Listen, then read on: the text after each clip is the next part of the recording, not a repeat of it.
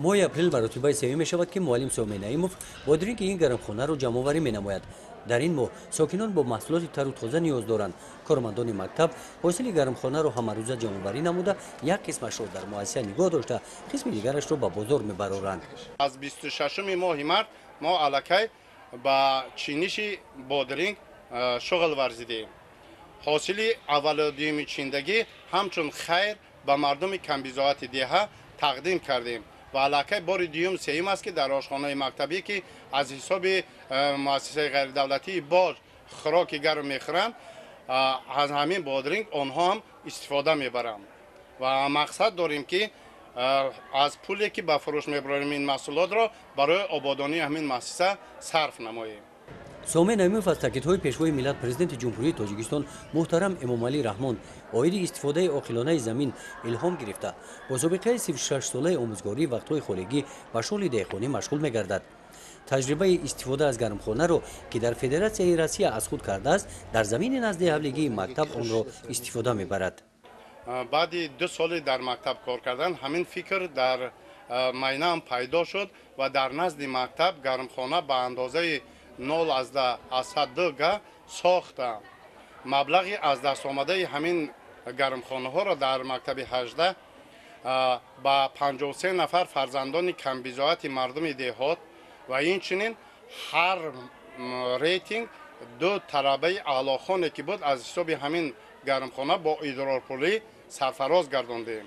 این انعنه را که این سال از 5 سپتامبر به مؤسسه تحصیلات میانه رقم 52 آمدم خواستم دوام دهم. من فقط برای پلانکه همین گرمخانه 2,500 سامانی صرف کردم. 2,500 سامانی الکی کیاز بادرینگ در بازار با ارزش 10 سامانی 1 کیلوگرمش فروخته می شود. اگر به شرطی که 200 کیلو جمع آوری کنی این الکی خراجات هم میبره. و این چوبی که در این گرمخانه استفاده بردیم چوبی استحصال یعنی خودمون هست، از خانه آوردیم، از مؤسسه آوردیم، صرف خراجاتی زیادتی ندارد و من همین را گفتنی هستم که یک روزه کاری کردگی محصولات میچیندگی که ما یک روز در میان میچینیم 40-50 کیلوگرم حاصل را تشکیل میدهد.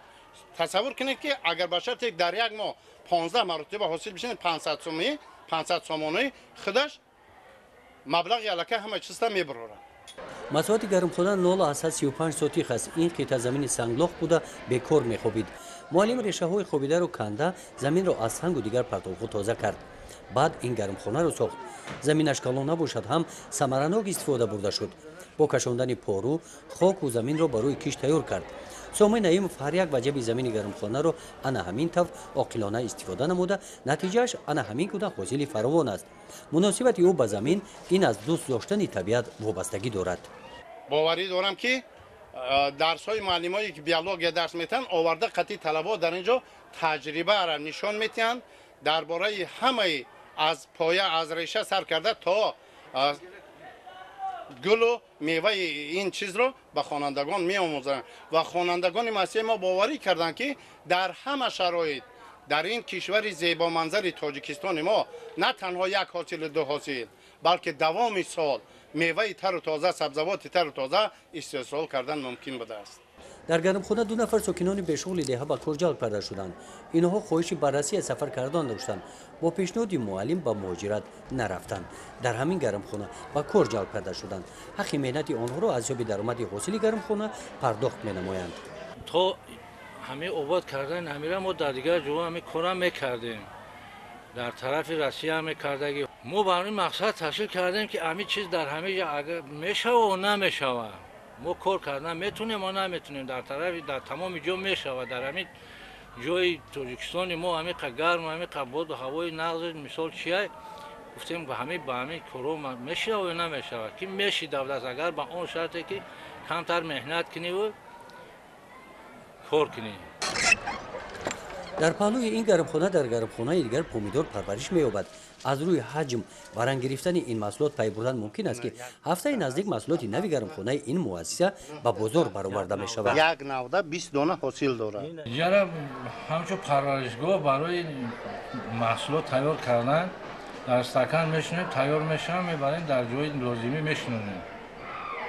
من گل ایجاده برای گل سفید سرخ کبود من پامیدور قرنفل، تزک، شیرینک، کاپوس، گلکارم، تربوز، پامیدور، این خیلی تیار کرده در جای لازمی برداشت نشونیم. اوضاع گرمخانه مکتب و محصولات آن در دهه تیز پهن گردید. همدهگان آمده گرمخانه را از نزدیک دیدند. تجربه معلم سومن نعیمов را آموختند.